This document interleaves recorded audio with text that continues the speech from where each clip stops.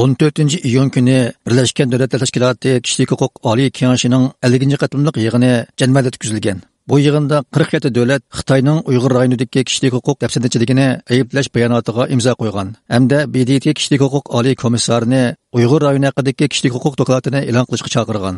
BDT Kishilik huquq oliy kengashining 50-ci qatımlıq yig'inida Gollandiyaning BDTda turishliq bosh elchisi Paul Beckeris 47 davlatga vakolatan so'zga chiqib, BDT Kishilik huquq oliy komissari Michelle Bacheletga xitoban mundaq degan.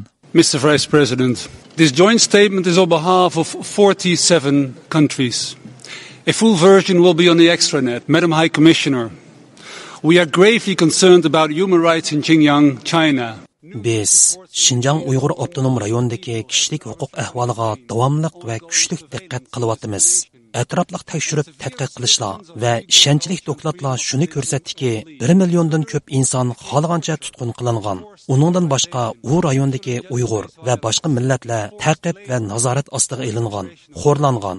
Uyg'urlarning madaniyati, ularning aqalliy erkinligi, jumladan diniy e'tiqod erkinligi cheklangan. Biz yana yerlik hukumat soqchilarining inson qalbidan chiqqan qiyin qistoq jazolari, ayollarni majburiy tug'mas qilish, bosqinchilik, majburiy emgak, bolalarni ota-onasidan ayirib etish haqidagi dokladlarga diqqat qilyapmiz. Biz Xitoyning bu masalalarga jiddiy qarab, irqiy kamsitishni tugutish komiteti 2018-yildan boshlab amal qilishni talab qilgan Xinjiang haqidagi 8 turli taklifni ijro qilishga, jumladan Uyg'ur musulmonlari va boshqa oz sonli millat kishilarini xohlagancha tutqun qilishni to'xtatishga chaqiramiz. Biz yana Xitoyni qonunga to'liq hurmat qilishga, kishilik huquqni qo'g'dashga munosabatlik davlat qonuni va xalqaro qonunga rioya qilishga, shuningdek fuqarolarning kishilik huquqi va siyosiy huquqi xalqaro ahdnomasini tasdiqlashga chaqiramiz. Uningdan boshqa biz Xitoy hukumatini mustaqil tekshiruvchilarni Xinjiangda to'sqinsiz va unumli faoliyat qilish fursati berishga chaqiramiz. Biz yana Xinjiangdagi vaziyatning og'irligini nazarda tutib, har qanday davlatni Uyg'urlarni Xitoyga qaytarmaslikka chaqiramiz. Eng oxirida biz sizning yaqinda Xitoyga va Xinjiangga berib ziyorat qilganingizga, Xitoy hukumati bilan kishilik huquq masalasi ustida suhbatlashganingizga va 5-oyning 28-kuni bayonot e'lon qilganligingizga rahmat aytamiz. Biz bu tekshirish haqidagi texnik ko'p tafsilotlarga, jumladan Xitoy hukumatining bu ziyoratga cheklama qo'yishi, ya'ni siz borgan joy va uchrashgan odamlarga qo'yilgan cheklamalarga qiziqyapmiz. Kishilik huquq oliy komissari xonim, siz 48-qatimliq kishilik huquq oliy kengashi yig'inda Xinjiangdagi kishilik huquq dokladini e'lon qiladiganligingizni jakarlagan edingiz. Hamda siz bu kengashga uni qachon e'lon qiladiganligingiz haqida aniq uchur bera olamsiz? We look forward to its prompt release.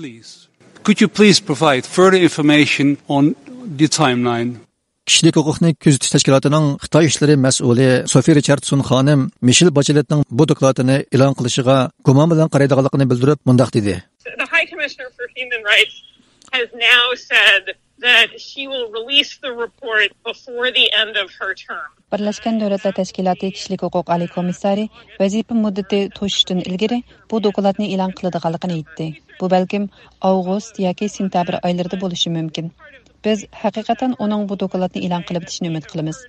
Ammo u bu dokladni e'lon qiladiganligini 2 qatim jakarlagan bo'lsa-mu, e'lon qilmagan edi.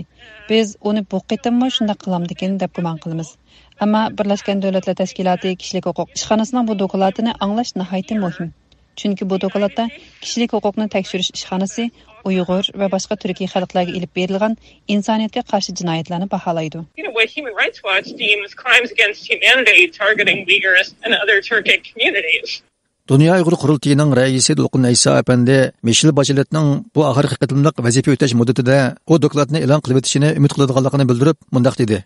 Bu qatim şu Gollandiya elchisi 47 davlatga vakolatan bu bayonot e'lon qilib, boshlar xonimdan Uyg'urlar haqidagi dokladni e'lon qilishni talab qildi, qachon e'lon qilish dedi va uningdan boshqa yana 20 dan ortiq davlat ayrı bayonotlarni o'qib, yerda o'zini ko'z qarashini o'tirib qo'ydi. Masalan, Turkiya 47 davlatning ichida bo'lmasa-mu, ammo ayrim kaskin bir tilda bu dokladni e'lon qilishni talab qildi.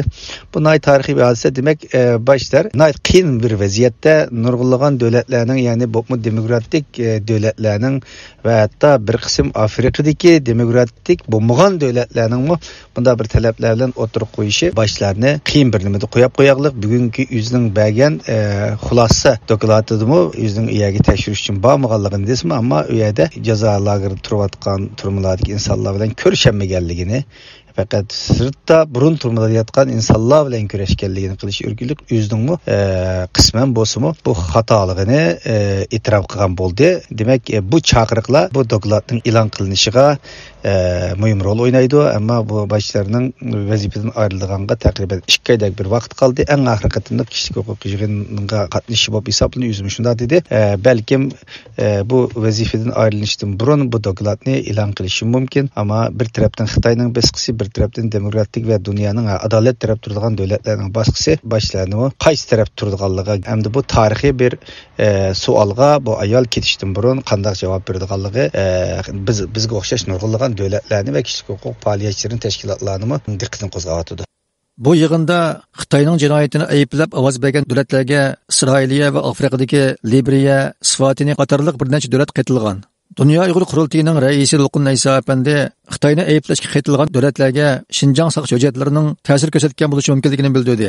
Bu qatim Birleşken Devletler Teşkilatı'da Uygur meselesi, jazo lageri meselesini kun tartibga akilib imzo qilgan 47 davlatning ichida İsrail va shundaqli bir qism Liberiya va Latin Amerikadagi Guatemalaga o'xshaydigan bir qism davlatlarning buning ichida bo'lishi tarixiy bir ilgirlash. Chunki 2018-yilda bu davlat 14 bo'lgan bo'lsa, bugun 47 ga yuksalgan gap. Demak, Xitoyning yolg'on xabar tarqatishi, dunyoni aldash ishdan iborat bu taktikasiga nisbatan bir qism davlatlar gumonlangan, bir qism davlatlar sukutini tanlagan har xil manfaatlar badaliga bo'lgan bo'lsa, oxirida bu yuz berayotgan irqiy qirg'inchilikka nisbatan sukut turishning kelajakda bu davlatlar uchun bu bir yuz qizartqichi omil bo'lib qoldiganligini his qildi deb o'ylayman.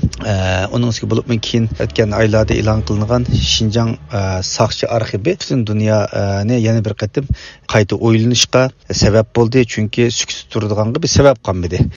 Xitoyning Bilitida turishliq bosh elchisi Jen Shu bu birlashma bayonotga imzo qo'ygan Gollandiya va boshqa davlatlarga qarshi inkas bildirib, biz bu ayblashlarni rad qilamiz.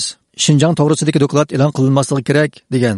Rossiya, Shimoliy Koreya, Pokiston, Venesuela qatorliq davlatlar yanada Xitoy taraf tutgan.